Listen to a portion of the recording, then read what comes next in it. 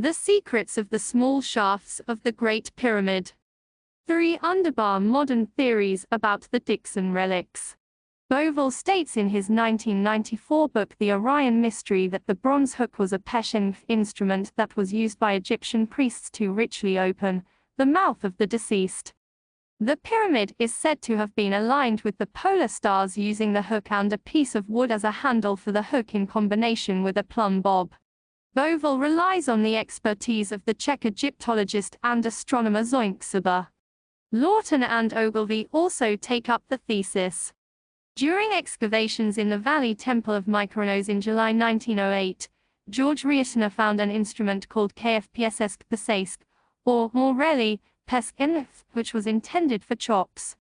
The inscription on it reads, Horus Mjw, King of Upper and Lower Egypt, Kaish Num Khufu chops.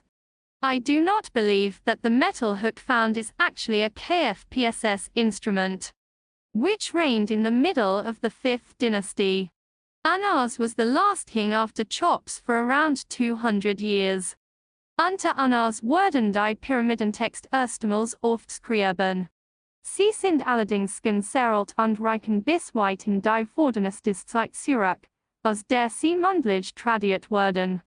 Miller formulates the theory that the 3 objects found in his opinion in the north shaft minus bronze hook, stone ball and piece of wood, together with the remaining wooden rod that he assumed was left in the shaft, which in reality is a metal rod, are a measuring instrument for determining angles had been. Ancient sailors would have used this for navigation, with markings on the wooden strip used to read the intended angle.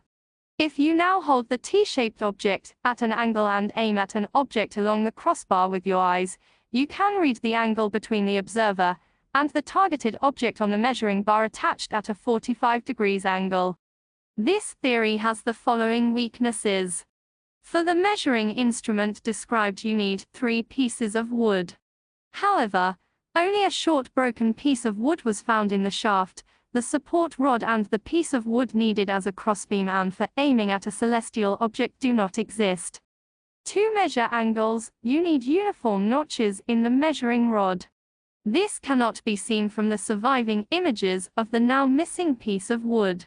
The alleged markings look more like natural cracks in the wood. So far, neither a measuring device assembled in this way has been found in Egypt, nor a description of it attested in an inscription or document. The modern tool that appears to be closest to the hook in the pyramid is the seal remover tool. Intended purpose, easy and gentle disassembly of stuck, oil seals and seal rings without any effort. Now in ancient times there were certainly no seal rings to remove with this. But it seems to me that the idea behind this tool points to the true purpose of the pyramid hook, which is to pull an object toward you. The handle is there to enable the tool to be held comfortably in the hand and to optimally transfer the pulling force of the arm to the hook. By reviewing the previous video, the intended use of the hook becomes clear. If we assume that the piece of wood in the north shaft, now lost, was connected by the double hook to the body, we have a tool that corresponds exactly with the modern one. If we now assume that the barrier stone was drawn or lifted using 2 such tools, one in each hand, the distance between the holes should not be related to a single double hook extension. In addition, by using these 2 tools, it was possible to double the force acting on the object to be moved or to halve the effort required to pull or lift it. In the upper area of the columns of the king's chamber, about 6 meters before the column exits, Jan ten Brink found several niche-like depressions, measuring 1.5 centimeter. It is therefore reasonable to assume that the stones in the columns of the queen's chamber were also inserted from above using niches. If you want to remove the septum stone again, it will likely only be done with this tool. By reviewing the area in front of the barrier stone, it has been polished. And searching for ancient objects similar to the double hook found in the pyramid for a work possibly by W.M.F. Petrie discovered a fragment of the Daphne mound in 1886, which is now also preserved in the British Museum in London under museum number EA 23871. It was donated to the museum in 1887 by the Egypt Exploration Fund. The object type is clip/clip with a question mark. The body is made of copper alloy, bronze or brass. The time shown is the Roman or late Roman period, but also with a question mark.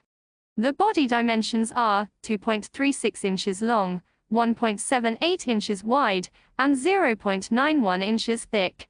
This object is therefore much smaller than the double hook found in the pyramid, but has a certain similarity in size and shape to the object. Petrie's publication is cited as a reference to EA 23871. Two similar pieces are said to be in the Egyptian Museum in Cairo under registration number 27370 A&B. Today's Tel Dafen is the biblical name of an ancient Egyptian place in the eastern Nile Delta, which was located on the Tanite branch of the Nile about 22 kilometers from Pelusium, called Permum by the Egyptians, on Lake Manzala. In Greek records it is known as Daphne. The find probably dates back to the 7th century BC at the earliest, but may have only gotten there in Roman times or afterwards.